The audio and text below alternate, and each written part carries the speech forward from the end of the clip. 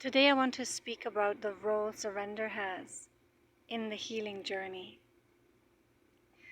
I am not speaking about the kind of surrender where we surrender to a situation that is unhealthy or a certain situation that is not good for us.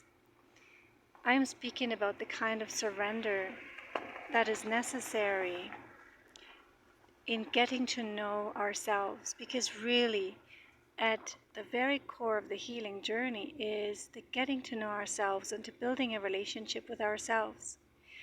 And that takes surrendering to being with ourselves, which is often scary in the beginning, because what tends to come up is a feeling of loneliness.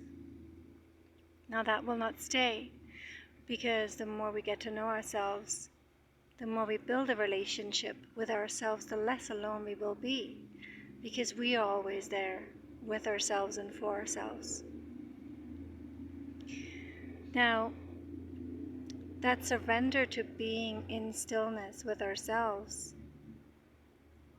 creates the space for ourselves to show us what is going on, and for us to move to that really deep place in our core to where transformation can happen. We cannot provoke that deep transformation if we are not willing to be in deep relationship with ourselves. And so surrender is the first really important step we need to take. And it takes courage, because there's a lot of fear around surrendering to ourselves and to what is. Now, you can practice this by finding moments of stillness with yourself, where there are no distractions from the outside, and where you can just be in silence with you and be with you, not trying to figure out anything, not trying to find any solutions. If we jump to trying to find solutions too quickly, we're missing the point. We're missing that core, we're missing that healing center. And so the first step is to really be with whatever comes up. If there is a fear of that stillness or an anxiety around that stillness, we can use that. We can be with the fear, because that is a part of us, and we can be with the anxiety because that is a part of us too. And so if anxiety or fear comes up, if you can just commit to being with it, feeling it, being curious about it, sensing where it is in your body that you feel it the most. And this doesn't have to be long, because we have to increase that willingness and the ability to bear those feelings. So if you can find a moment in the next week to just be silent with yourself and to sense into what it is you're feeling and what it is you're thinking, and then just decide to not brace against it, but just be with, even just for a minute.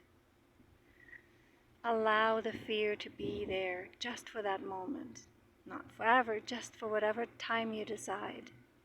And see what happens when you surrender to that fear, when you surrender to that anxiety, when you are becoming curious about it and you're willing to feel it, sense it, get to know it.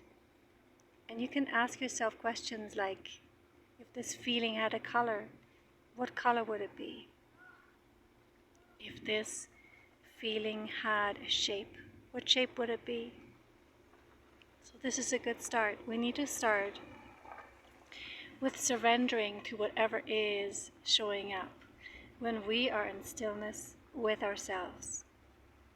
It's a crucial step, without which we will not be able to get to that healing core.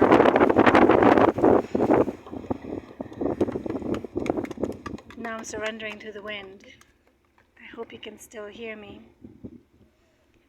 I wish you fun on this journey. It is an exciting and magical one. Goodbye.